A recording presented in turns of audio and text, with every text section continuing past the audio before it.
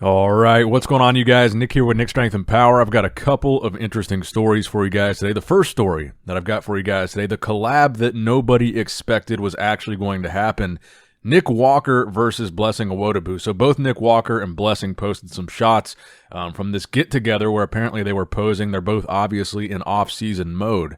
Blessing a little bit deeper into the off-season than Nick. So Blessing posted this video of them hitting a back double bicep and then Nick kind of watching him pose, which is, in my opinion, probably Blessing's better shots are the back shots because he has a really, really wide back. Now, for those of you that forgot, Blessing and Nick had a pretty public back and forth on social media leading up to the New York Pro, where they were really taking shots at each other because they were both doing that show. Obviously, ever since then, Nick has had pretty much the best year of his competitive career.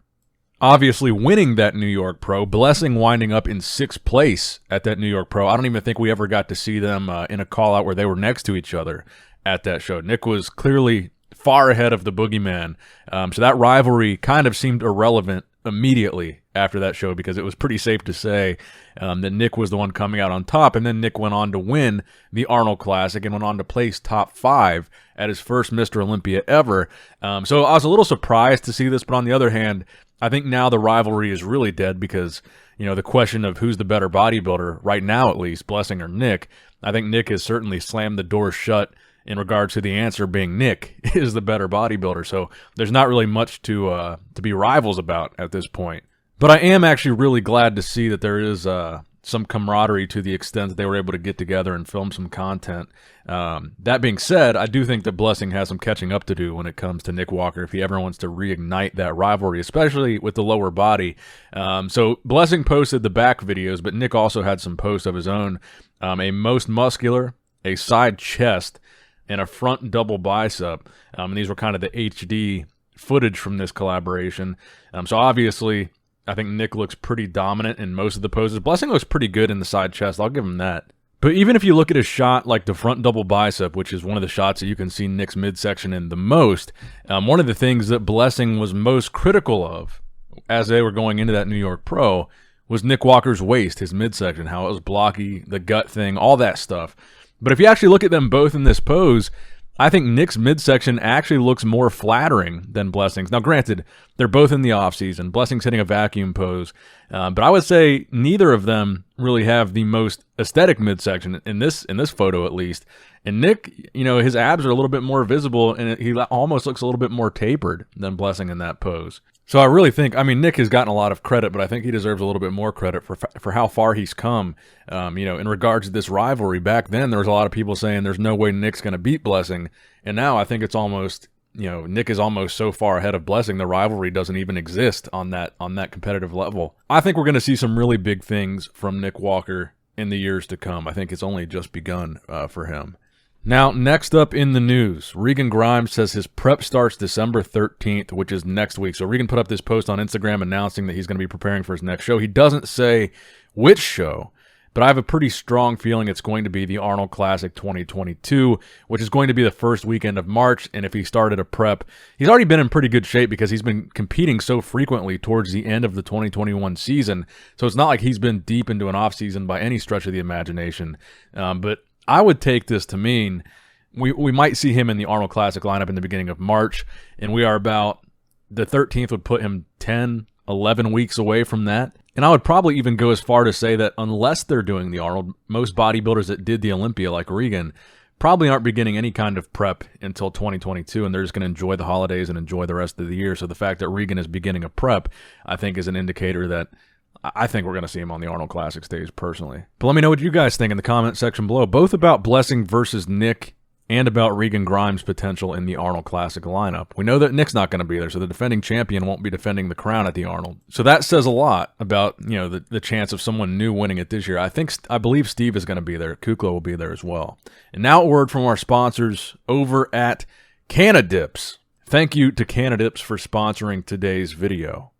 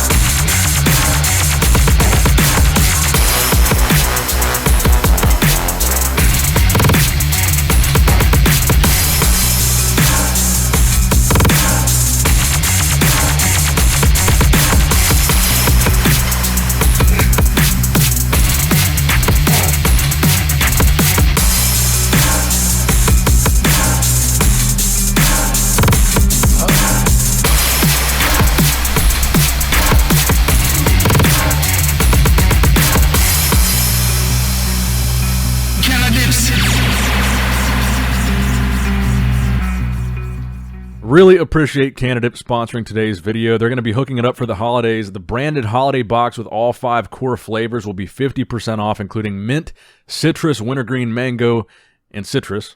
Go to cannadipscbd.com and use code NICK for 50% off the holiday box. That's a pretty substantial discount. And there will be no limit on that discount. You can buy as many as you want with that 50% off code. Give them to your boys for the holidays. So 50% off, that code is active right now. Go to cannadipscbd.com and use code NICK for 50% off the holiday box. There will be links in the description box below. Thank you, guys. Now, next up in the news, Iain Valliere finds himself in a little bit more controversy after posting this meme calling out a guy by the name of Ramon, nickname being Dino, the Brazilian classic physique guy that took 5th at this year's Classic Physique Olympia and just weeks ago won the Expo Pro Super Show. So he's been on a really, really hot streak lately with that placing at the Olympia, then going out to win a show. He has been a guy that has really impressed me a lot. So obviously Iain Valliere posted this meme with the meteor, which made the dinosaurs go extinct. He labeled the meteor as Chris Bumstead and the dinosaur as RamonDino. And then he says, don't ever say you don't think that a Brazilian is the next guy to win the Olympia, or you get comments like this. And he says, who's more wild, Persian fans or Brazilian fans? And I got to say, I love my Brazilian fans and I love my Persian fans. But I don't really think, Iain was too out of line here. I think this is what you want your brother-in-law to be saying about you if you are Mr. Olympia. So he's just being supportive of Chris. But also, on the other hand, I would be prepared for backlash if you post something like that about one of the most popular guys in classic physique right now. The Brazilian fan base is huge, and I don't think people realize how big it really is. And I'll flip over to this picture of Ramon, a.k.a. Dino. I think he's going to be moving up. I think he's going to continue to do big things in classic physique, and I think he has the potential to move up this coming year in 2022 and improve upon 5th place. Now, do I think he's going to win the Olympia in 2022? I don't. Do I think he could move himself into 3rd or 4th? I do. But let me know what you guys think in the comment section below, and I'm sure a lot of the Brazilians watching this are going to let me know that they think Ramon can beat Chris Bumstead. And I honestly think the kid is crazy talented. There's no mistake about that. After seeing how he looked at this Expo show, he looked really, really good, and there's no denying that. I think he definitely belongs in the first call-out at the Classic Physique Olympia, and I definitely think he's going to move up. But him versus Chris, I think it would be a really tough one for his physique right now to beat Chris. But definitely let me know your guys' thoughts in the comment section down below. Now, next up in the news, a bodybuilder renouncing his retirement, Santi Aragon, who was a competitor. He kind of bounced back and forth between classic physique and 212, and he was pretty active up until about a year ago. I want to say his last show was the 2020 Tampa Pro, but he announced his retirement last night in an Instagram video, and it seemed like a heavy reason, both in the video and in his caption, was health reasons. He says that his family and his health are his main priority, and he says bodybuilding was kind of getting in the way of that. And in his video, he talks a little bit about all the deaths that have been happening lately in this industry and in this sport, and how that was really a big catalyst in him making this decision to retire, to get out while he still can, while he's not forced to because of a health issue or a health scare, and really get out with his health.